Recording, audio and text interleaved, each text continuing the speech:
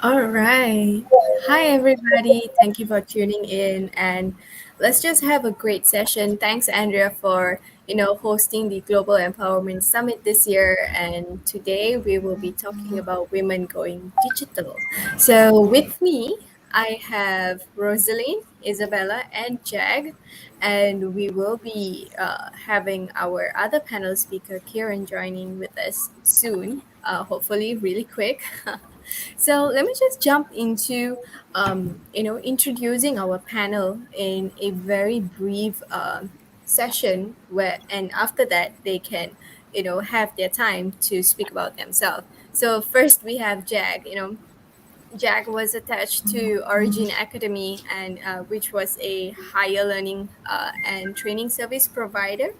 And a fun fact is that she is currently writing her ebook.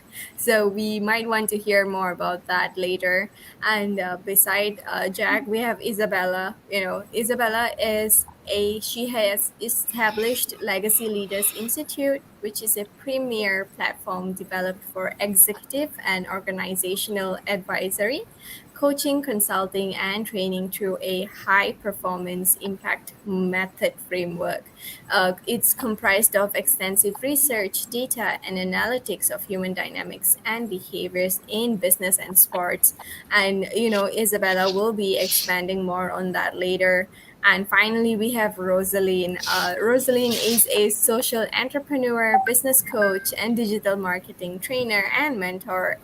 So, Rosaline is a founder of Goodfellas Worldwide and co-founder of Moms Village Malaysia. And I believe Rosaline will be expanding more on the visions of Moms Village and whatever that she's doing right now.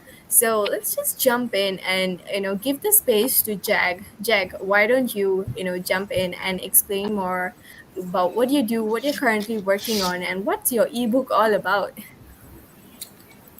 Good morning, good afternoon, good evening to all our viewers and participants. Have a good day. My name is Jack. I have retired from the education sector for the past 5 years. Since then, I have nothing next to look forward but to keep myself occupied with all the webinar sessions, which has brought me to an ebook level now. I have a lot of hobbies that has been within me, and I do not know how to exhibit them. Therefore, I got a rough idea through Andrea's platform. I came to know Uduma, who was speaking about, the ebook, and then it just happened within 1 week, and I'm done with the book today. So I'm just waiting to launch the book soon. And besides that, I have two girls, two millennial girls, and I'm a single mother. Otherwise, I'm just happy with what I am doing right now. Thank you. Nice, nice. Thank you so much, Jack, for the sharing. We are all excited for your ebook launch, and I'm pretty sure. Please do share the link when when it launches. And next, let's go to Rosaline.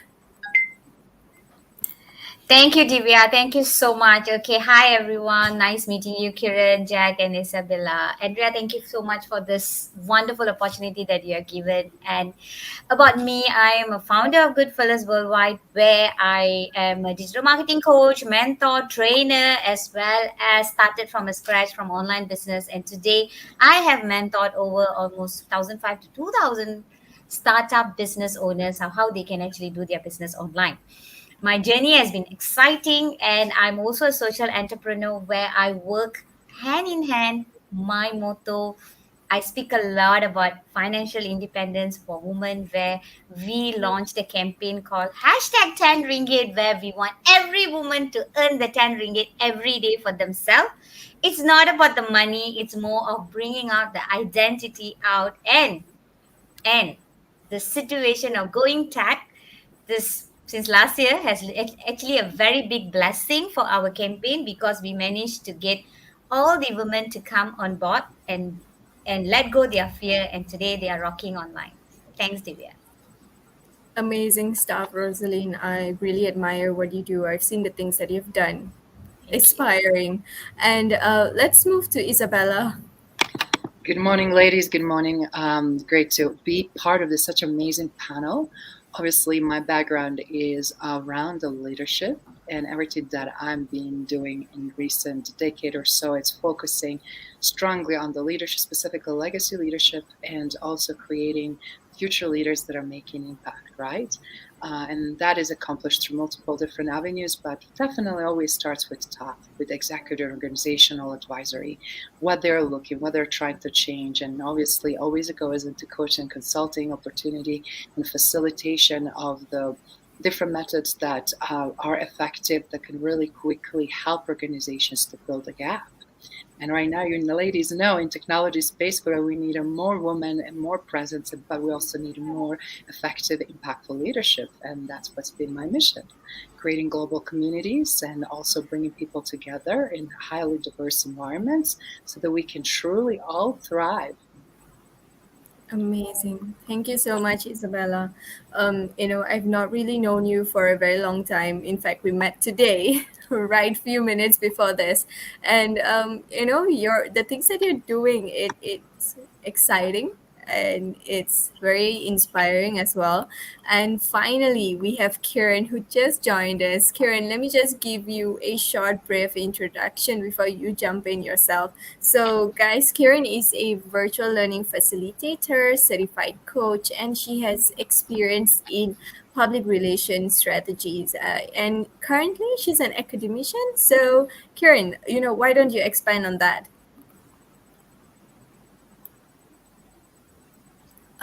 Kieran? Sorry, we aren't hearing Kieran right now. Hi. No, you can hear me. Sorry. Yes, I, finally. Hi. yeah, thanks. Hi. And thanks, Divya. I have been a lecturer in a university for the last 35 years, teaching in the media studies faculty.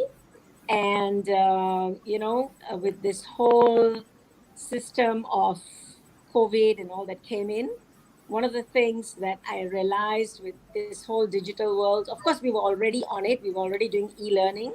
We have e-learning platforms for our students, and we have been doing a lot of stuff online. Uh, but with the COVID situation, we really went online fully. And I think it has been a very big challenge, is something we can talk about later, for everyone around the world when we had to speed track what would have taken a long time to do digitally. And of course, another area that I'm doing is I also do coaching and mentoring. That's besides my teaching. And I do training. So all that involves, we have all moved totally to the digital platform where we were doing it non-digital before with minimal digital. Now it is like almost 100% digital.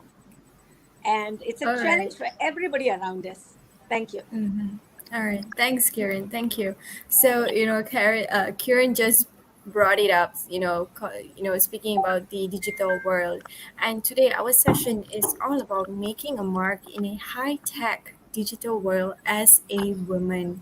And it's amazing because right now we're all a women panel, and we can just expand more and have a great conversation. So, my first question to you ladies is, what does making a mark in the digital world mean to you? So, you guys, Rosalind, do you want to go first? I saw you reaching out.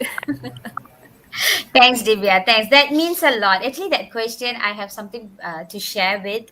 I always say this, right? I have been on this digital world for the past 12 years, literally from where I started as a seller and expand the whole horizon of, and I preach go online and sell online and do your marketing online, be visible so that anything goes down, you guys can still be sustainable and, the industry is growing.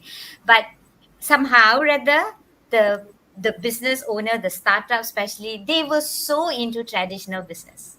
I am someone who literally was making so much of noise on Facebook as well as Instagram, of telling all the business owners to come on, talk about your product, talk about your brand, talk. It's like literally I literally will say, I make so much of noise. The moment last year when February started, when we were going into our, you all know what is that, everyone started reaching out to me and said, I want to learn how to go online. I want to know how to do personal branding. I want to be virtual. And that came a big joy for me where it's like I have been telling for the past so many years. Everybody was like, I can must see you only face to face. Then only I understand what you're teaching. And then after the face to face date comes in, then they say, oh, this week I cannot make it. No, let's go for the next session. I go like, OMG. It's like, then they go like, no, I need you to feel touch and then let me know. The trainings used to be so difficult, Divya. And ladies, trust me, I have certain excuses that I hear, I almost feel like, thank God I don't have a heart attack. But the moment there was no choice, everyone jumped into the wagon and came out of their comfort zone. I know it's very scary, especially for those who's not been online. Every single thing they do is super scary. They have a fear. What can be go wrong? How will something happen? They don't know how to be safe. That was another issue that I had. But during this particular moment where everyone jump into, and I could actually make them to be visible to create their personal branding, and at the same time when they come back to me and tell me that I don't even need to spend advertisement or money out, sales comes to me just because I have a brand online. That's a joy that I always get, and I think that means a lot to me. So for me it's like, and that made it like, okay, I fulfill my purpose and I'm just going to continue bulldozing through and going to make more noise and tell everyone, no matter what situation I'll be in, be visible, create your personal branding online, and then you definitely will not go down here. That means a lot when I make this woman to stand out there and say, you know what, I can actually sell without offline. That's beautiful. And that's your mark, Rosalind. That's amazing. I think that's a bright rate mark, which is a good thing. And so, Isabella, I see you smiling. I know that you have something to say. Why don't you jump in? Thank you. I was just smiling because it's so true what Rosalie was sharing, how many people are not ready to leverage what is available to them and learn, right? So it's a great opportunity. But how women to make a mark in technology, obviously, having their voice heard and leveraging these platforms is one avenue, but also panels like we have right now and the opportunity where we can really make an impact. Understanding which associations exist in the community or globally that resonates, like STEM, where we have a chance to represent more and influence future generation so that they pursue more women, different programs around engineering, around the math, around the science, around technology itself, right? And then bring forward to those amazing innovative solutions. And I think women have such a great way to contribute, not only in current environments, but also to create the future ones. They're going to create much better, much more effective ways for us not to only be involved, but also to create a better future.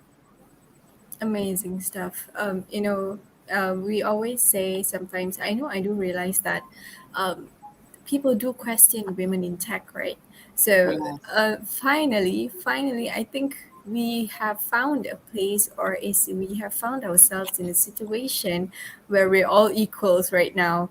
And no matter if you're a woman or a man, you still can make your mark in the digital world because we all start at the same start line. So, Jack, what does making a mark in the digital world mean to you? Because I believe that you come from the wiser generation compared to perhaps Rosaline and even myself and Isabella.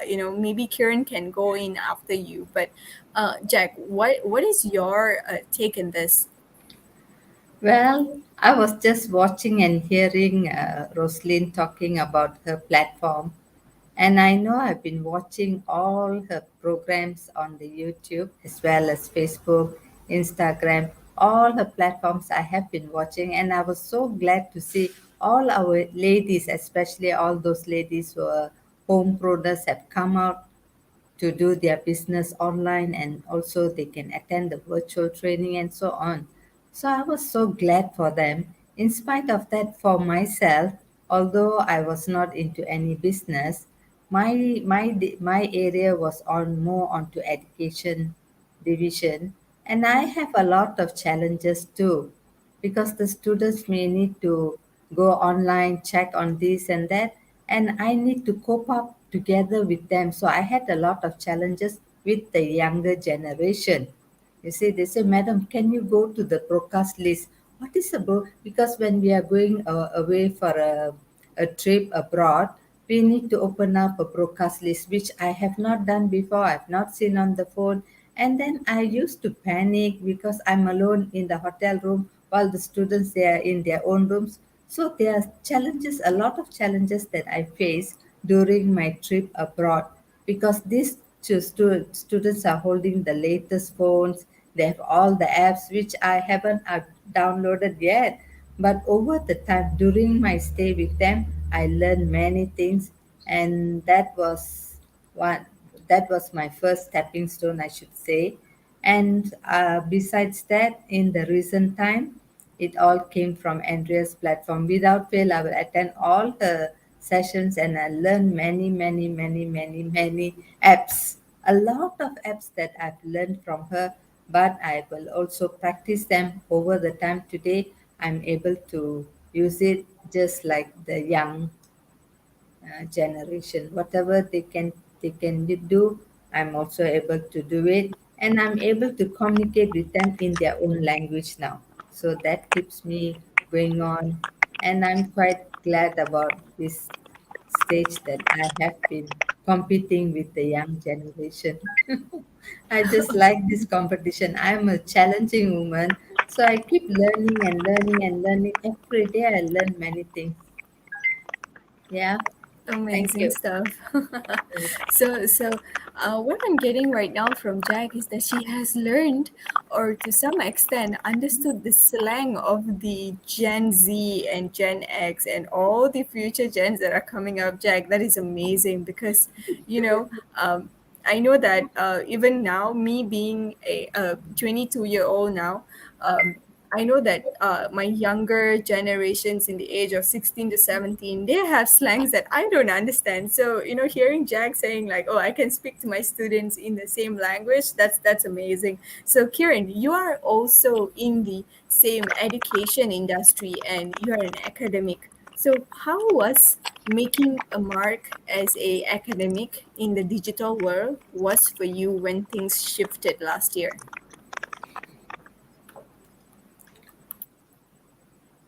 Right. Okay.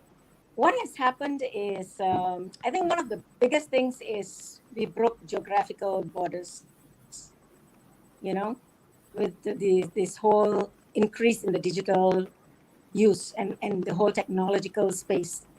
So, one of the things I felt that I have gained a lot is being a speaker internationally, being invited by different universities, different groups to share my experiences with them.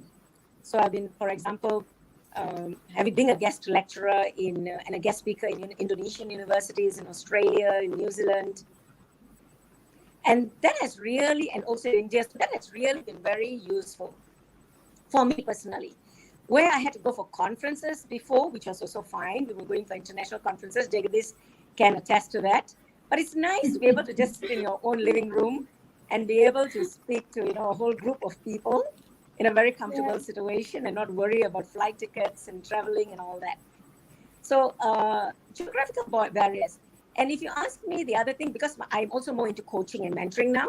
So I'm mentoring a lady from a small town in Indonesia in her business at the moment.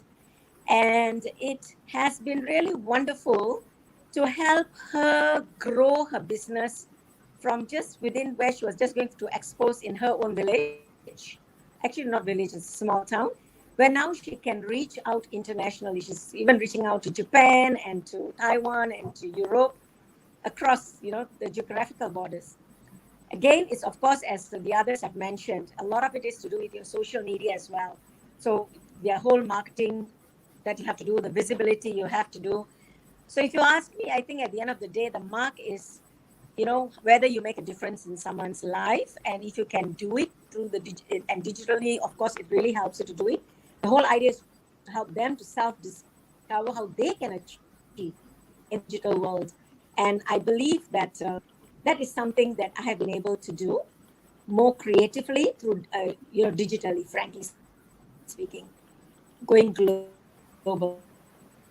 Thank you, Divya. Great stuff. Great stuff. Yeah, no problem, Kieran. So, ladies, I think, right, to a certain level, the situation that we were at or we are at currently and coming out of has pretty much helped us leverage the digital world. And, it's although we did have some downtimes, some super annoying moments, given the situation that we are at and our environment being physical or mentally, it did do us some good, didn't it? All right. Okay, great. So, jumping on to the next question that I have for you guys is that what or who were the things or people that helped you reach the point that you are at now? Because I personally believe that it's not impossible, but it's nearly impossible to make something or to be at a certain point alone. And let me know, what was your support system? What were the things that kept you alive during the most difficult times? And I'm not even talking about the recent situation. How did it all begin? What were the struggles that you had to go through, and who were there to hold your hand and say it's all right, you can do this, I'll be there with you. So let me know, Isabella, do you want to go first? Sure. It's such an interesting question because obviously, if you look at from what brought us into go in certain career, and then also to survive and thrive in certain environments. For example, for me, obviously being part of the corporate America and being as a foreigner, as an immigrant, as a someone who is also studied over for third time her undergrad because of not accepting credits or trying to really reestablish yourself in a new environment and maximize what's available, what's important. Obviously, those initial struggles were solely on me because at that time, and I remember, it was not much popular to have a mentor or advisor or a coach or someone, but I always seek advice from people that are part of the organization that know certain things, obviously, and in a way, um, learning from others, being observing, learning from others, seeing based not only what they're doing, but also what they're not doing, and seeing where the opportunities are, and then just being very thoughtful and engaging and asking questions. And over time, obviously, finding your own path that sometimes is not linear, right? Not because we're just women, but because we have a different interest, and trying to figure out where that sweet spot is based on your skills, your interests, and your talents. And it's interesting that not necessarily people hold your hand. And here, at least United States, everything is going extremely fast. It's very competitive. So either you step in the game and put yourself in a highly uncomfortable situation and just try to figure it out, or you don't. You don't have a luxury like we had in the last few years due to COVID to slow down a little bit. And for that reason, I think it's also very important to self-discover what's important to you, who you are as a person, what are you willing to do to be in that uncomfortable zone, and then still continue learning.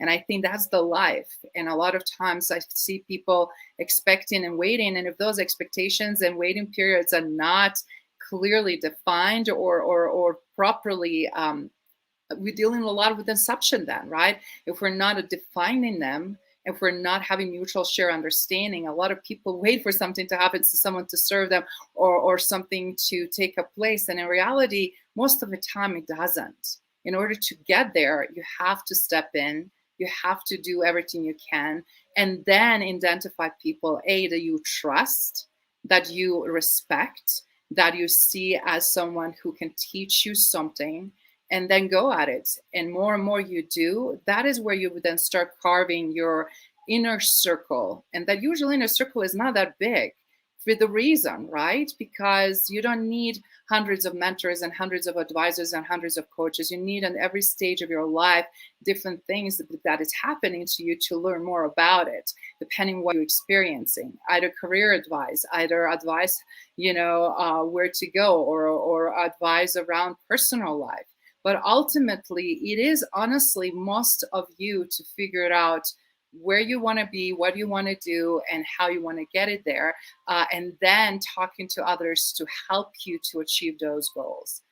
And as I mentioned, it's a lot of upside downs. It's never, never just a straight shoot, straight line.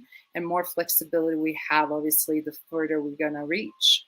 And sometimes I really want to emphasize on this. You have to also slow down before you speed up.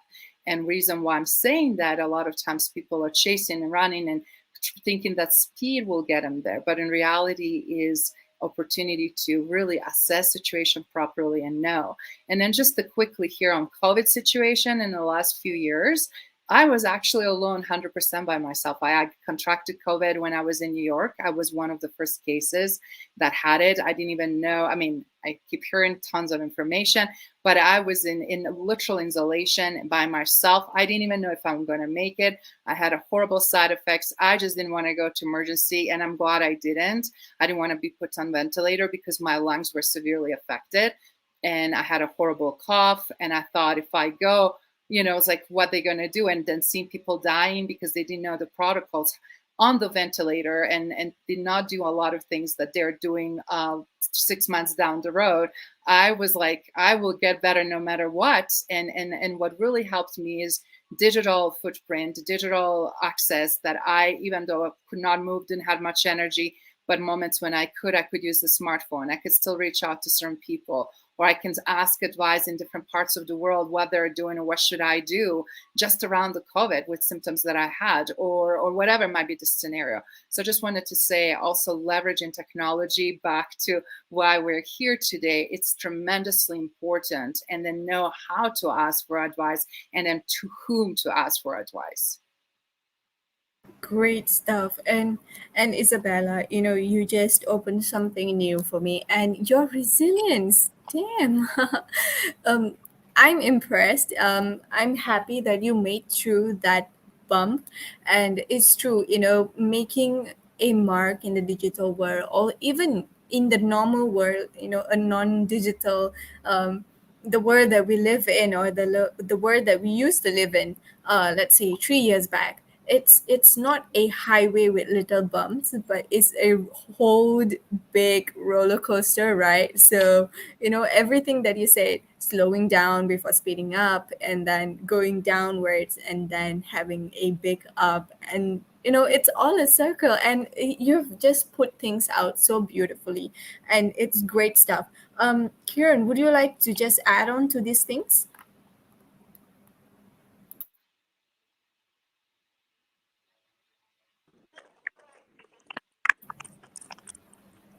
Can you repeat the question, please, Divya? Yeah, sure, no problem. The So I question, was please, Divya. just Yeah, sure. I think the line is a little slow on Kieran's end, but Kieran, I'm repeating the question just for you exclusively. So the question is, what or who were the things or people that helped you reach the point that you are at now? Okay, many people have helped, I think, for me to reach the point where I am now, digital or otherwise. One of the things is the values we learn. And the values we learn, like my father always said, uh, if you have education, you stand second to none. And one of the things that the digital world has done is opened that space for us to educate ourselves. As even Isabella and the others have mentioned, is the resilience that has also been opened up. You can really thrive on it through the digital world. Dr. Google is. Oh no, we have dropped Kieran. I hope she comes back so that she can add on to her point, because I did see that she's getting into something very interesting. So, Rosaline, why don't you just make it up for Kieran and then share the people or the things that were there for you? All right, thanks, Divya. Yeah, let's Kiran come back and she add on to something that she wants to say. I know I was like, okay, that's what happened. All right. I would so resonate to Isabella. Isabella, your story was so heart touching and so inspiring. It's not easy going through this journey all alone, being stuck somewhere, especially in the situation they are that you were in and how are you striving today. Hats off to you, girl. That's beautiful journey. And I would say, as I said, as my journey started as early as 12 years before, when Facebook marketing was literally very virgin when it comes to Malaysia market. People were so scared to even go and sell, and I ventured into having a store on the social media Facebook when people was thinking whoever selling online was a scammer. It was a difficult moment to convince people around me to believe on me and at the same time to buy those products that I was selling. I started with fashion and costume jewelries and I ventured into kids product. My journey was it up and down, and imagine going into something without knowing. I had the same fear which many of us have today. Trust me, it was difficult. And that time I just gave birth to my first son and he was 6 months old. So my timing to work is so limited. I put him to sleep at 8 o'clock. I work until 3 a.m. That's my time. And then I go to sleep for 2 3 hours and I'm up again doing all the things that I used to do. And then when I start learning, when I started getting the result that the consistency paid off because I was so I wanted to prove that this can be done. It's not rocket science. So I went into without having any background. But eventually, when I was already in the industry, I start having a lot of distributors who drop ship, who people eager wants to do something, came to me, and most of them was stay-at-home moms. So how? What is the best thing for stay-at-home mom to do? Be at home, taking care of the kid at the same time, creating an impact as well as making identity for themselves. Then, when I ventured into that, of course, as much as you know, you learn yourself, you need certification in order to be out there to say you are an expert. I took a break. I went and learned. I took 1 year of learning. It was 100% learning how to become a digital marketer, coach, mentor. And I went and got myself a mentor. I literally pushed him to become a mentor. I didn't give him a chance. His name is Charles. And I just told him, he literally, he's the number one digital marketing agency in Malaysia. I went and got myself certified with him. And I told him, I want you to be my mentor. And he's like, okay, who are you? And the beauty part of throughout my session with him, I was one of the students that knew everything that they are teaching. And I have literally been challenging the lecturers, and they are going like, "Why is she here in this class?" So I'm here to get the certification done. So it was a journey, and I was, because I was very noisy, kan. So I literally became the noisiest student, and I got the attention, and that's where the visibility come offline, online, wherever you are. When you make noise the most, people come to you. I believe in that so much. And then from there move on, I have a beautiful partner who came to me about 3 years back, and we literally was following each another, Vatsala. And she just said, let's do Mom's Village together, and let's go to grassroots level and have this woman to stand up on their own feet. And I just said yes. And our journey started from there, which I will always say, she's asked and I said yes, and we are lawful binded, and we are like stuck forever. So yeah, and we had the same vision where we wanted to bring this woman together with us when we are going up and when we are making, because we want them to create the identity for themselves. And of course, when time are going up and things are coming in, there used to be a moment, Livia. This is like, a confession. There used to be a moment when in Facebook, right, anyone asks for digital marketing trainer, coach, mentor, out of 20, 30, my name will appear 6 7 times, and I'll be super happy to see that. Today, when the same thing happened, I go like, are you why la tagging me? I got no time. I know that's so bad, right? I have came to that much of difference during these 3 years, because of course the industry that we are in is super duper wanted and everyone wants us. And being said that, I would like to add on another thing here, where always when it comes to tech, guys are always there dominant. Whenever we go to a conference, whenever I go hear a speech, it's always full of men, and I go like, I want to be there one day, and I'm going to speak globally on the tag. And last year when Andrea made that happen, I'm like, okay, I made it. So it was an achievement that happened. It's nothing against them, but it's just that to make a mark of being there as a woman, it made me very, very proud. And this, without the whole family support system with my business partner as well as my mentor. I do have a life coach, which is Miss Sheila Singham. I go to her whenever I'm down. All of us go through a down moment. I do go through that as well, and she always she's always lifting me up, and she asks certain question, I go like, why didn't I even think about it? So one thing that I would say, all of us need to have that one person to kick your ass, no matter where you are, so that that person will always keep us, and they will know you will never fall back. That's very important for me. And I'm also in a network called BNI, which also another place will never let me go down. So literally keeping myself with all these impactful people who is there, who shows me that I'm important to them, and who tells me that this is very important, keep doing, gives me the motivation to go on. Because there are time is very draining. I don't know how about you ladies, there are time that is very draining until I go like, do I really need to do this? Everyone has 24 hours, but I just feel like it's not enough. Yeah, when I go to that moment, this support system push me up. So yeah, they mean a lot to me, Divya. Amazing. You did say that we all need somebody to kick our butts and say like, look, get things straight, go get a rest, come back when you're ready.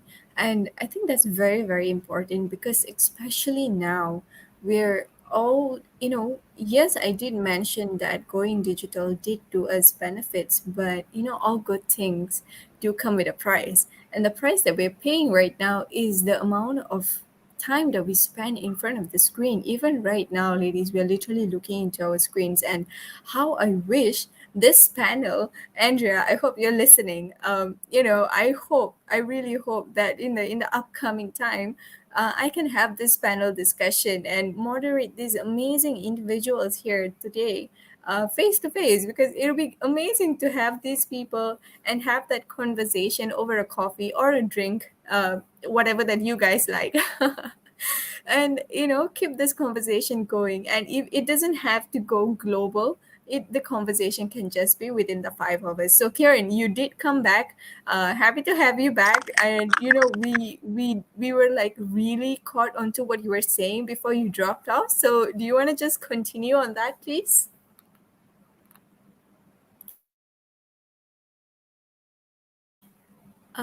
Karen, I'm sorry, but I think you're muted.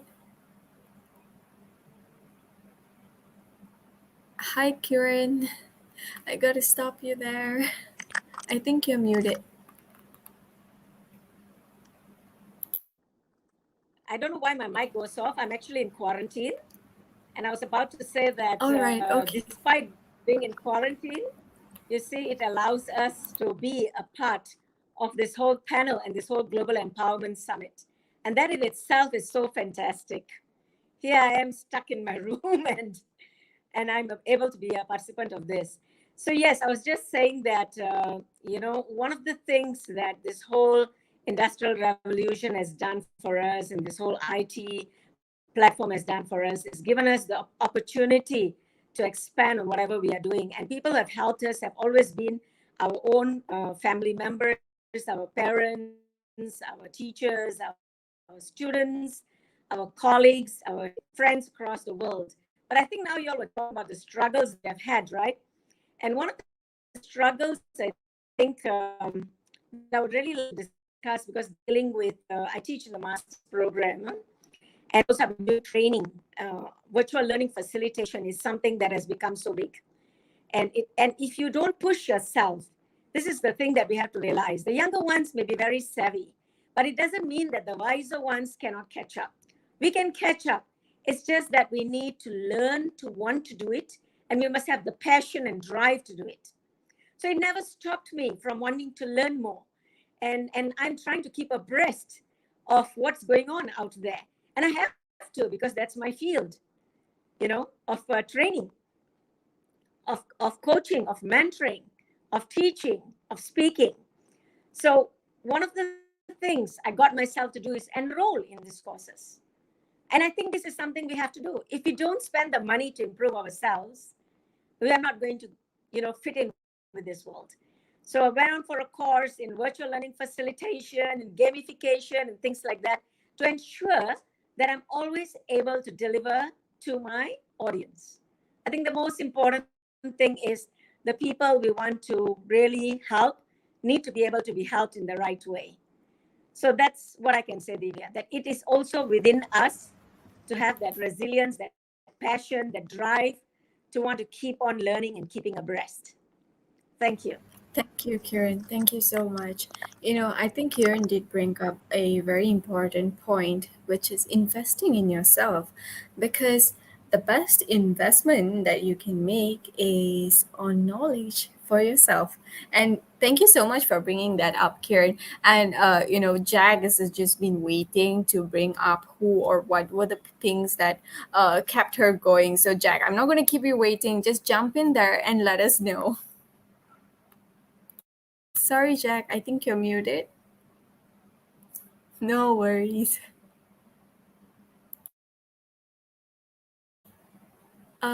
No, we can't. Maybe try again? All right, okay, so Jack will join us back in a very short while. So while we're waiting for her, ladies, I think it's time for the next question, right? And since Kieran did bring up the question about a struggle, what was the struggle? What was the one struggle that gave you the most valuable lesson while you were in the digital world? It may be a mishap, during your online workshops or classes or the things that you were doing. What was that one struggle that literally shook you, and then you got your most valuable lesson that you can never get it from elsewhere if it wasn't from that one struggle? Mm. So, Isabella, do you want to go? Sure, that is Yeah. excellent question. Obviously, digital footprint and digital world is rapidly changing. New technologies are being introduced, like including this platform that we're just using, the StreamYard, right? But I remember, for me, it's like even if I don't know everything, I will still jump in and figure it out, right? And it doesn't have to be perfect, but it's more about intent behind it. And I remember first time when I supposed to be actually doing presentation and doing things virtually. And what really was really shocking, I wasn't driving the environment that I was playing in. And I remember we went live sooner than expected, and there was just like this interesting conversation going on in the background till they realized, oh my God, we're live. Actually, people are actually already hearing us what we're talking about. And we're just in a way sweet because it wasn't nothing that was negative, but we're just like people were shocked because they did not expect it. And then what was really interesting is the reaction. It's like even if things don't go very well, it doesn't matter who fault it is, not seek the fault, but seek the solution, like technology. And then we completely black out, we completely dropped. So we have to come back in studio scrambling, how do we restart everything and all of that and then navigate. What was the beautiful thing about it is like staying calm, bringing things forward. Like people are more tolerant and more accepting action than we may think. And then just profusely apologizing doesn't solve problem either, right? So really also I feel like give us test, and for me it was combination. I'm like, I need to step in my leadership, help out around this scenario, and then stay calm and guide the others and just entertain them while we're figuring all this at the same time while we're alive, right? And was really also good because later on we got a tons of feedback and great comments, because we always try to be quote unquote perfect and perform in a perfect way, but that takes away this human interaction, an opportunity to truly connect, to be real, to be genuine, right? And at the same time, life is not perfect. Why are we seeking the false perfection that, first of all, it's impossible to obtain, and if you do a glimpse of it, it's impossible to sustain. So that is one of the moments that I wanted just to say was a big, huge aha and opportunity also for others that were alive at the time and commenting and engaging, but also that we had a great conversation as a result what happened. And technology, as you guys know, internet comes and goes, things drop and change, but the question is how do we react to it, right? That really makes a huge difference. Of course, amazing. Isabella, you just opened up a something that's really deep and also meaningful. Is the part where number one, being from my generation, I'm not really sure where we actually fall because the millennials don't accept us, and the Gen Z say that we are too old for them, so we're stuck in the middle. But it's fine, So the thing is, with us, we live in the social media world where everybody seems perfect. Everything seems perfect. And it's like you cannot make one mistake, and if you make one mistake, it's a huge embarrassment. And your scars, your battle scars, or your flaws, and everything was highlighted, huge big things. People zoom into your face, people zoom into everything and pick and point at us. But I think now things have slowly shifted, where people and celebrities who used to heavily Photoshop their pictures are now posting the real picture, and also the edited picture, and calling us out on this behavior of trying to be perfect, and being addicted to the sense of perfection that we somehow gained. And good stuff, amazing insights. And Jack, happy to have you back. Do Thank you want you. to jump into your question, because we really really want to know? Yeah, actually, I was just listening to all of you. At the meantime, I was also going back in time, 1988. That's when I started my first internet training given by the company to use Excel spreadsheet, because I'm from the accounting division. I'm a accountant by profession for 20 years, and I gave up accounting. I moved into education line now. So it was back in 1988 when the internet was newly invented. The staffs need to send in emails. We need to know how to send in and receive emails, all that stuff. Besides that, even the accounting package, we had this package, accounting package, that we have to learn. So that was something very interesting at that point of time for me, because it's I don't have to use the calculator, I don't have to worry about formulas and so on. But then when this training was provided, Excel training was provided, everything was on the spreadsheet, and we just use the formula only. So the formulas are all very handy for me. As of now, I'm very good at spreadsheet. I can do all calculation, and some of the younger generation will come to me even today. My daughters will ask me, "Mommy, I want to do the payroll sheet. I need this Excel sheet, how to do the formula." So I'm proud of that moment back in 1988 until today. I'm already 64 years old. I'm still practicing what I learned those days. So it's all about digital era. It's something very important for the rest of the time from now to till the for the rest of the time, I should say. And it's all based on internet, all the new technologies coming up. Besides that, we have people using the internet or the link with wrong purpose. That is what I'm a bit not so happy about. Even today we had the news to hear about the TikTok usage of TikTok has brought them to a different. Um, they became the victim of TikTok. See, so if they use it for the proper purpose in a good manner, then digital technology is good. If they use it for the wrong purpose, then they get into trouble. So learning is lifelong, and I'm still learning from that day till today. I'm still learning, and most of the technologies and apps that I learn is from this past 2 years, from the time the pandemic took place. I started learning a lot of digital technology, which I'm applying. And I've changed all my documents, whatever I've been doing, I've changed them into this Canva, InShot, whatever that.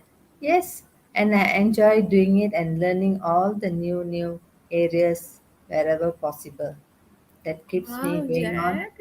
Yes, and then I even for the ebook that I've done, I've not told my children how I got to do it, but they know I've already posted on the Facebook. They are a bit shocked to see me doing the ebook, but they have no time to come and ask me how I did it. I need to find. They will find time to come and sit and ask me how did you manage with it, and that's the time I'm going to share with them from A to Z. And that is because of Andrea. I can always vouch for it. If not for Andrea, I wouldn't have learned anything today. Yes, Amazing, she amazing. has been giving us a lot of lessons every week, and I am one of a very dedicated Dedicated student and student. Yeah. dedicated student to learn because I want to learn. I just want to learn. Although I'm at home, I'm working from home, but there's a lot of things you can go on learning, and I'm trying to educate the younger generations that is within around my circle. That's my relative, my nephew, my nieces. I want to teach them what is right, what is wrong. You see, but they are not willing to learn from us. But I want to prove to them that I'm so much better than them today. How I use this technology, not like them wasting their time with the games. And so I want to prove it. I want to prove it to all of them and make myself proud. My family should be proud of it, and that is across everyone. Amazing stuff, Now I think I know who I need to reach out if at all I need an Excel tutorial because I'm bad at it, but it's all right. Now I know Jack. I can just, ping her on WhatsApp. Yes, it's all on the Google. Also, you can check how you want to do the calculation. Go ask Rosaline. Rosaline will tell you it's all in the Google. Just search quickly and you will get the formulas. Just that you have to spend time to sit and learn. Until today, I don't ask anyone how to do the formula. I check on Google to learn everything. I'm learning it all by myself individually. I don't disturb Amazing. anyone anymore because I know it's all available. It's just that you have to find the time to learn. And it's just that it's important to and I mean upskill yourself. It's very very important. Yeah, we Yes, must be amazing stuff. competitive with the younger generation. Otherwise, we are gone. Yeah. Yeah, I do agree, because sometimes the younger generations, even now, me saying this, I'm referring to my siblings who are 10 and 18, they can eat us up whole. And it's scary because right now I'm like, oh, okay, how do I edit TikTok? Because I saw my sister or my cousin sister doing a TikTok way before me. I'm like, I gotta catch up. So stuff like that. Rosalind, what was the one struggle that gave you the most valuable lesson in the digital world? Oh, well, I have a lot to say, but I'm not going to go deep into it. Because I deal with women from grassroots level. All of us have this taboo when it comes to online virtual. You want to go, you need to be the super perfect person, like going. How did Isabel share just now that you just go live and you're literally talking and they go, oh my God, I'm live now. I have the moment where I am live on an interview and my son just bulge in and scream, and literally everyone hears the whole lots of it. And it happened few times that I started feeling it's, it's normal. And I started making that as a good example for all these women who's so scared to go live and sell whatever they have. They are worried about the sound that the background makes. They're worried about how interrupted their internet is. They're worried about how the kids are just going to come in and say something, how their background, how messy things look like. With an experience of people literally coming into whenever I'm live talking about something, and everyone who knows me in a bit more personal level will literally know that whenever I go live, my son comes and say hi to them. It has become to that extent, all right. And the small one will always come whenever I have my night classes. The small one will always come, even when I'm doing my live question and answer on Facebook. He'll come and kiss me goodnight and go. That's like a norm. So my life are literally exposed everywhere out there, and do I feel bad about it? No, I don't, because that became a super norm.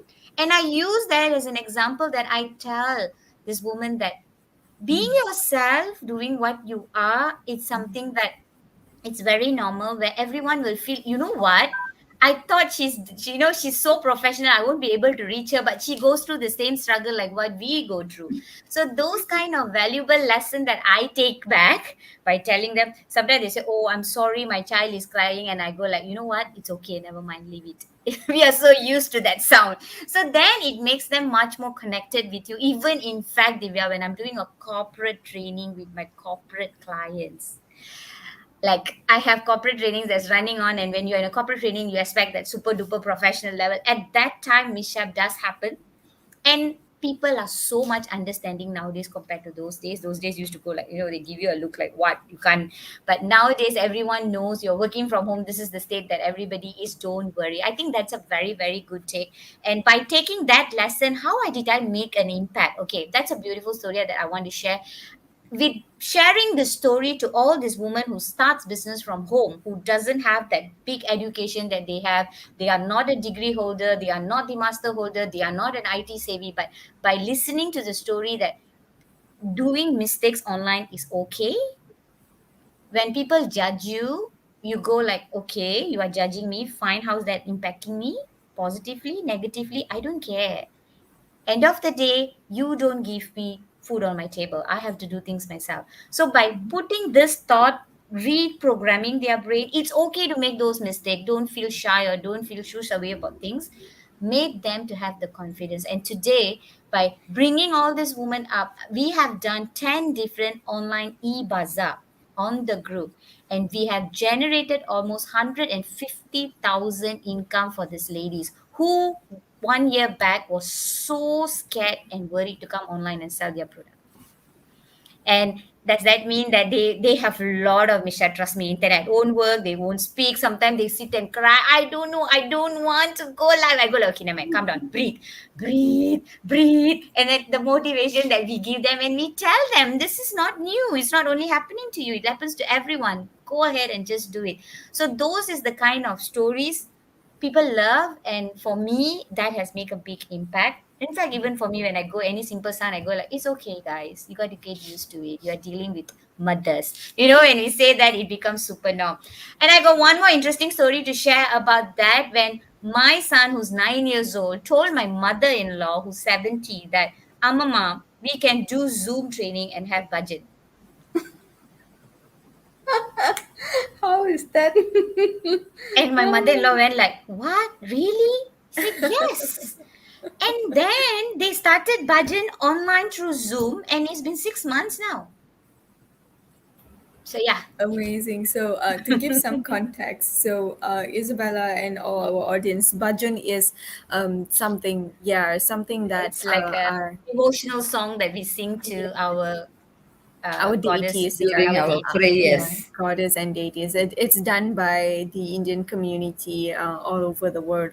So it's just a bunch of people getting together and worshiping good things and singing songs. I believe that they do that in church as well as all the other religions. They do it. So yeah, it's just called bhajan. So this is the first time that I'm hearing a 9-year-old Exactly. proposing this, to have a Zoom budget, and it's great. It's great to see how our how our little ones are really catching on to these things. And speaking about the difficulty of going online and the insecurities that women have, and the fact that Rosaline and Isabella and Jack and Kieran, all of us, in fact, we are trying to put it out there, saying that we are all humans in the end. Things happen.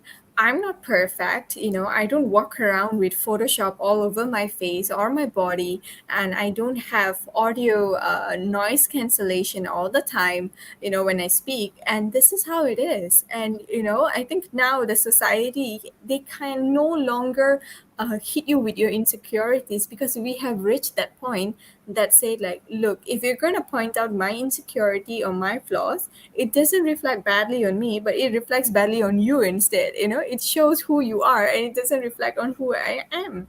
And that's amazing. I think that is a progress that we has as women, and even men, in fact. It's not fair to leave them out, because men also have some certain expectations out of them, society. And I think we as individuals, we as humans, have just came to that point where if someone just points the flaws, saying like, hey, I know that when I was a little younger, people used to say like, your hair is too curly, take that bushy hair away, it's blocking my view.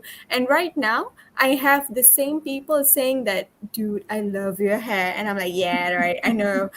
But it took a lot of loving process. I had to learn to love myself, because I used to go to conferences. Even last year, I had my hair all blown out, all straight, all neat, and now I'm just here, guys. This is my natural hair, and this is how I'm going to be unapologetically. And that's what I love about now. The things that we are doing, and especially you guys. You guys are making amazing impacts, and I think going on to that, we have about 15-20 minutes left. And I have a few more questions. And I'm going to put the two cheeky ones to the last questions. And I'm going to bring a heavy question here. And what has been the biggest challenge of digitalization for society? And what are the gaps that have been created right now? Maybe you guys can add on to some context to this question. Jack, do you want to go? The generation gaps. Wow. So A simple, perfect yet person you to have to say put it that, out there. right? No, it's the thing. It is controversial also when we are talking about the young and the wise, meaning for digital, in the digital world these days, parents have to play the most important role for the kids. If they fail their responsibilities, then the children are in the wrong pathway. So I don't blame the children at all. It's all the parents who have to take the responsibilities to guide the child in the right pathway. Because you see, every child, even at the age of 4 to 5, is holding a handphone, and a baby needs a handphone to watch a game or something, animated program, to have the meal.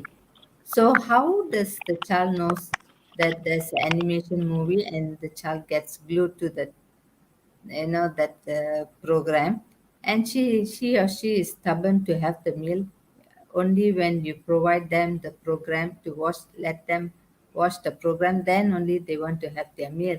So where is it starting from? It's from the parents, because parents, when they are playing the game, the child is watching the parents, you see. I'm not saying they have to hide in the room and do, but just limit themselves. Don't do it in front of the child. If at all they are playing with the games, they have to choose a right game and tell the child which game is appropriate for them. Educational programs are a lot out there, but I don't see most of the children. They don't take the educational games to play because the parents do not know where are the right games found. Like we have attended JS Sealand's session 2 days ago. He brought up one of the apps, and I was so engrossed with that. I did ask him also, why don't they bring this kind of apps to the kindergarten? Start from young. Even the parents may not be able to know what is the latest, um, the gadgets or whatever apps for the children's. The schools can engage this kind of games and educate the children from young, from kindergarten. Then when they go back home, they play with the particular game. So I think as a mother, I wouldn't mind because I know it's knowledgeable. But give them the time frame and control them. Don't let them get addicted to it. So if I'm using the phone 24/7, the child is watching me. Of course, oh, my mommy is using it all the while. Why now I can't? Why is that I cannot use? So it's the parents who have to play the main role when it comes to this generation gap. And that's my opinion. Thanks, Jack. I think she brought in an important thing. And I think the first person or the person that can really relate to this is Rosalind because she's smiling away, Yeah, She no, just spoke I about her sons and she's like, oh, he comes in and all, but and I see her smiling and I know, Rosalind, you're dying to say something, so just jump at it. This is, yeah. You know why I smiled? Because I had someone ask to me, Rose, you are a digital marketer. At what age do you allow your son to play game? And I told them when he was 7 is the first time he allowed to play game on his on the mobile on his own. Before that, all he does watch is nursery rhymes on the song. And to the extent he was not even addicted to cartoon. I remember when he went to kindergarten, his teacher asked him a question. what cartoon is your favorite cartoon, Rushil? And he didn't know what to answer. And she ring me up and said that I think something is wrong with your son, that he cannot focus on something, because when I asked him what cartoon is his favorite and he didn't answer me. And I took a deep breath. Of course, my first instinct was to scold her, but I didn't do that. I took a deep breath and I said, what makes you think that when he didn't answer you what was his favorite cartoon, there's something wrong with him? Why didn't you think that he doesn't watch any cartoon? She goes like, really? Your son 7, that time he was 5. Your son is 5 and he doesn't watch any cartoon? Yeah, you go and ask him what nursery rhymes he likes, he'll tell you. It's again the whole generation peer support that thinks that everyone is the same. And I do agree with what Jack said. Timing them is very important. As they grow up, it's not only as a parent, but school influence as the friends teaching them what to do is another thing that we as some parents has to go through literally. I don't allow him play Roblox, Divya. Girls, this is something that I love to share to everyone. I speak to all the parents nowadays, and they all tell that kids go online. They are literally playing games at the other end when teacher is teaching. And what do they play? Minecraft and Roblox. I'm like, oh my God, is this universal problem? Because I have the same issue. I take away the mouse from him for him to stop playing. Can you beat that? It's like a cruel mummy. And he does ask me the same question. You are on computer. I say, well, I'm on computer. I'm making money. That's what I'm doing now. You have to study in order for you to reach that. So are you making money when you're online? No. Then don't question. Being said that, ladies, I have a 2 years old son. Yeah. Okay. You have, He yeah. he takes a phone, he clicks into TikTok and he tells me it's TikTok. None of us do TikTok in front of him. So the question here, how does he know it's TikTok? Nobody can answer. All right. Second, he takes the phone. He said, I want to make a call. Call. 2 years old. Huh? Then I go like, I tell my father-in-law and mother-in-law, I wonder what they study up there before they come. How do they know that phone is existing and they need to make a call? So yeah, and it's like sometimes I say, and everybody out will say parents plays a bigger role. I go like, I do agree with that. But how when kids come like this, they are just born with technology nowadays. I don't know at They times how already to have a manage them. downloadable ebook in the brain Seriously, there. So anyone just has a coming in God says parenting like tips of upload how to TikTok. manage the current generation, I'm your first student because it's sometimes so difficult to get into them when it comes to Yeah, technology. because they see the parents. They see the parents like Rosli, maybe you're always with the computer. No, I don't use TikTok in front of him. Not TikTok. I Literally. mean, I mean So when not he TikTok with takes the the phone, computer. touches the phone, and he doesn't touch my computer. He touches the phone, he go into the app, he click on it, and he tells me TikTok.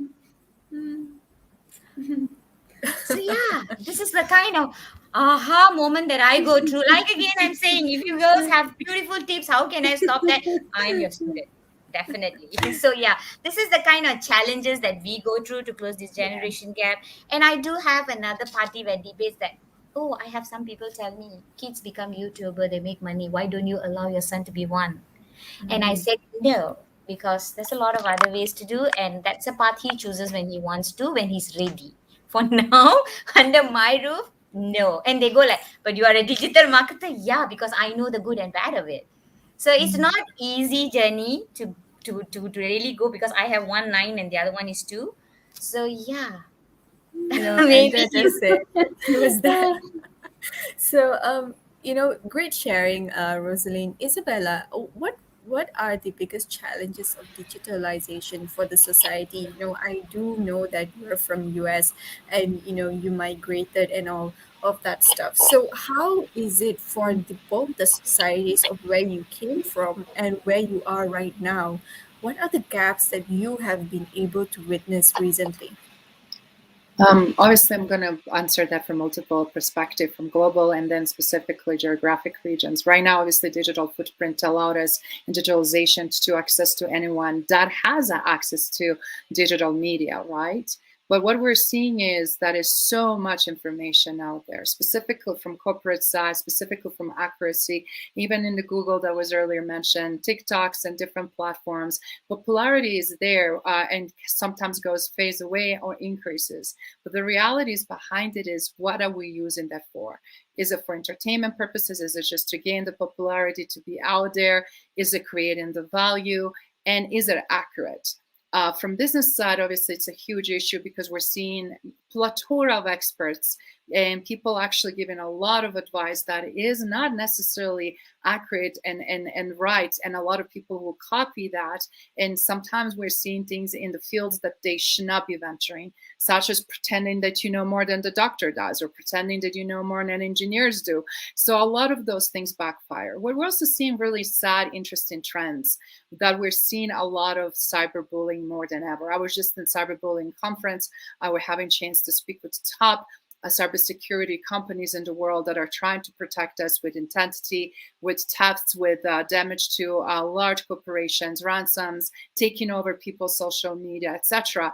And it's so interesting what is also happening, as Rosalie was mentioning, because she knows how to use it, and younger generation don't, and they're usually careless, or they have a multiple accounts where they are trying to be someone else and then their own personal ones. But in reality, it's very easy to depict and find that they're the same person. And I'm seeing already, like, teenagers damaging their reputation before they even went to college, let alone start looking to go on job market, because of stuff that they will post that will create conflicts or issues that are derogatory or negative towards someone or ethnic group, or whatever might be the case, or over excessive drinking, drugs, whatever. And as a result, people, specifically younger generation, don't think that everything is traceable.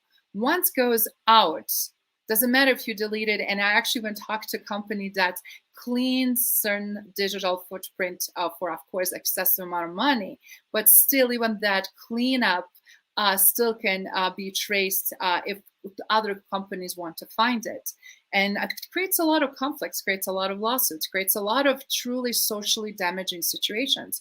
On contrary, when it's used properly, responsibly, with proper education and understanding, can bring people together and help people. Because right now, how many people are actually using smartphones? Way more than they're using PCs, because of a social economic stuff, because of social economic differentiation in the globe, in the world. We have more mobile users, right, in third world countries.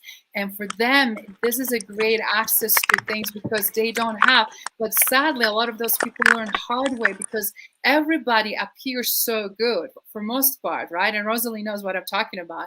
You can look and feel great, but in the reality, are your intention with your business accurate? Are you there to scam people for the money? Are you delivering on your promise? What kind of ethical business are you running? How you are supporting others to grow? We see so much of that. And specifically in US, we have so many digital experts, right? And with insane following, with great footprint. So a lot of times, again, is everything across the board the same? No, it's not, right? That's why I wanted just to say it's very important to assess, to research, to really look who you identify, because we have a trend and culture in America specifically around, who are the gurus. And then when you look at those gurus, but yeah, they may have all of this following. Is a following over a quality of content more important? And what is that following converting into? Is it really converting more into money or more into popularity? You have to really understand the power behind it, and what are you trying to accomplish, and what are you chasing? And a lot of times we're seeing kids mimicking YouTubers and TikTok guys with different things, and everybody have sense of, oh, I can do all of this and be silly and goofy and do crazy stuff, and this is going to pay out. And in reality, I had actually a conversation with a few of them, and they said, Isabella, nobody's taking me seriously right now because of some things I did when I was younger. And I said, sadly, it's not as forgiving culture. But if you position and talk about it, who you were and who you are today will help you. And when he adjusted his game and without hiding, I used to do this and I'm not anymore that person, but this is what I'm doing today, was really also a beautiful aha moment. Because if we accept our own mistakes and we talk about them, those mistakes others will accept easily. But if we try to hide and pretend certain things never happen and people find out, or people see negative press or negative releases or comments, that is something that I feel like it's just huge detriment And I can't stress specifically for younger generations that are listening and watching all of your comments and interaction here.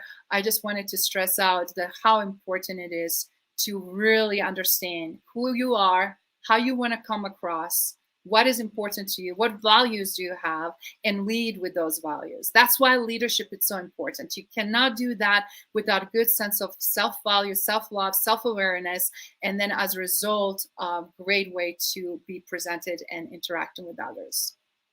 Amazing sharing, Isabel. And, you've brought in a very important part here, which is knowing what to put out there, because once it's digital, once it's online, it's never gone.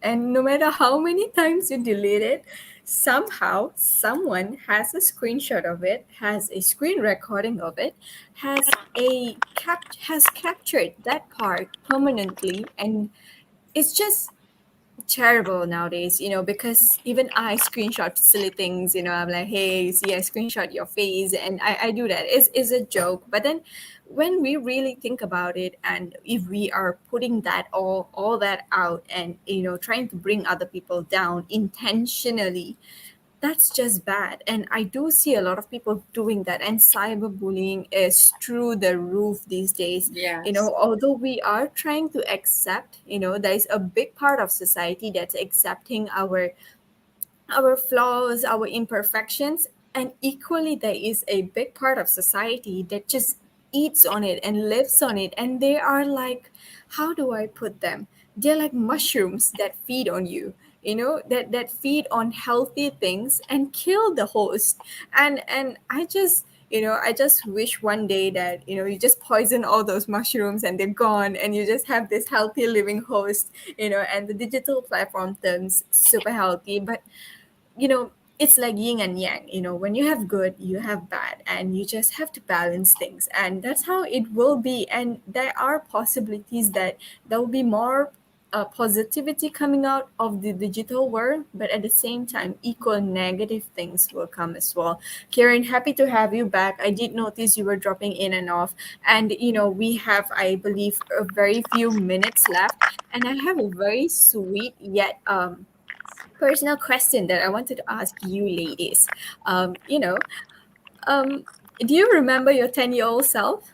I believe you guys might have a small snippet of your 10-year-old self. So maybe within 10 words or maybe 15 words, if you were able to go back to that 10-year-old little girl who's playing, reading, drawing, sketching into ponytails, or having her mom scream at her to not throw things around, what would you tell that girl? What would you say to that little girl that that it will be okay? So what will you be telling her? How would you explain your journey to her, and just keep her excited for what's about to happen? Jack, do you want to go first? You are our wisest women right now, so let's go. Sorry, Jack, you're muted. Oh, I don't mute, I It's all right. I can hear you now, though. I'm can take over. Yes, sure. All right. Okay. So, while Sorry. Jack, yeah, no problem. So while Jack figures out, Rosaline, let's go to your 10-year-old self. Did she have a bob cut also? All right, this is something that I would like to tell my 10-year-old, which I tell nowadays, right? When I speak to younger generation, because I do training for teenagers as well, how to be safe online, how to avoid the cyberbullies, how to actually be yourself, be unique, position yourself. I train them to be cautious when they are online, right? And I always, sometimes I admire this younger generation, the exposure they had. Sometimes I look at it, I go like, I don't know what, probably 9 years old, I've been sitting down, like you say, wearing a ponytail and depending on mother, throwing things, and and my mom shouting at me and saying, stop throwing things, those kind of things. So I will tell this 10-year-old girl, Rosalind, that sky is your limit. Don't limit yourself. Get yourself exposed to everything that you can. Don't have the fear just because you're a girl. Because I came from a background where everyone told, as a girl, you got to leave. like this, you got to do this, you got to do that. It used to be like drilled into us. And then one point when I was 18, I think I snapped. Why should I have so much of rules being a girl? So it's something that I could only do it at that time. So I probably will tell this 10 years old girl that don't limit yourself, and expose yourself to all the good stuff that you can. And if there's an opportunity comes, drop the fear, try it out. Nothing can go wrong. I think I miss that. If I get a chance to become 10-year-old, maybe I'll start with that. Yeah. Amazing. So beautifully said. Jack, do you want to Yeah. go? Yes. So, hearing from Rosaline, I'm very sure she has all the challenges that she has to face with her two kids. Without without hearing from her, also I know many parents are facing the same problem. My only advice is to young parents to look after the kids, just to keep an eye on them, see what they are doing, and hold them, guide them, because nothing can stop them anymore. It's all about the digital era. So it's we who have to guide them in the correct pathway, and also make sure you know what the children are doing, and just guide them a bit and they will be fine. When they are Great. teenagers, their lifestyle will be different. When they are young, only when they are below, like below 13 years old, you are able to tell them what is right, what is wrong, the consequences that they will face if anything goes wrong. The consequences you have to highlight every now and then. Once a while, tell them, don't do this because of this. If not, they will never know the consequences. They will just enjoy doing what they are doing. And so it's still the parents' role. Yeah. Yeah, See. great stuff. Yeah. Jack, I think Thank you. the one thing that I want to know from you now is if you were to go back to your 10-year-old self, little Mhm. girl, what would you say to her? Yeah, of course, I'll tell her you have to learn everything. She or he has to learn. There is a lot of competition she has to learn. At the same time, learn the right thing. Don't go into any wrong area. That's all I would be telling her. I might even guide them in the proper way, what they have to look at, what they Yeah. should be watching. The friends, we should guide the child to tell the friends that, okay, my mommy told me not to do this. Can we all not do that? We'll do what is right. Just small steps Amazing. only. It's Yeah. just small steps. It all starts from kindergarten. The teachers also have to play an important role. We cannot blame the parents alone. It is also like what Roslit said, it all starts from the school. Of course, when they go to school, the other child will be having the latest phone. This child doesn't have the phone. And then they'll go back home and say, Mom, I saw my friend is having this phone. Can I have one? Of course, there's competition as well. This is across the world now. Yeah. So Yeah. it's going to be very dangerous, but we have to be careful with our own kids. Understood, understood. Thanks, Jack. Thanks. Kiran, before we lose you, I want to know what would you go back to your 10-year-old self, little girl, and what would you tell her? What would you give her heads up about? Would you tell her, hey, don't cut your hair As like a that? 10-year-old, Divya? Or, yeah, Right. as a I think 10-year-old. the first thing I would say, Divya, the first thing I would say, right, Yeah? Divya, the first thing I would say is always remain curious. Curiosity is very important. And if you have Yeah. questions, if somebody cannot answer them, go look for another. Oh no, Karen, we miss you. All right. Anyway, I think she got the point where to stay curious, and if you know how kids. I think I've seen this with my little brother. My mom had him when I was 12, when I was a kid, and he was a baby. So the transition was a little funny, because I thought we're all done growing up, and then I have this little person running around asking me why is the moon following you, and I just didn't know the answer because that time I was standard six, learning how where is the moon exactly and like what it does. So if I couldn't answer, the child actually goes and asks the next person like, "Hey, why is the moon following us? Hey, like what?" Until they find. I think Kieran, you brought up amazing stuff. Thank you so much for sharing. I hope you can join us, just for us to say bye.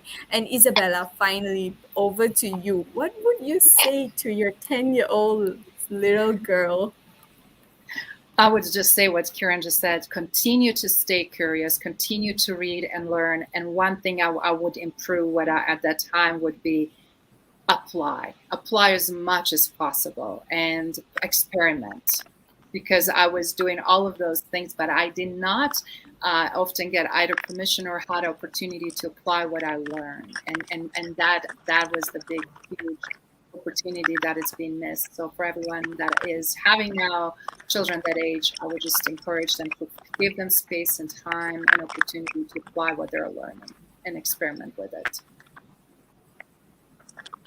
Great, great. Thanks, Isabella. You've just summed it up perfectly. Kiran, correct me if I'm wrong.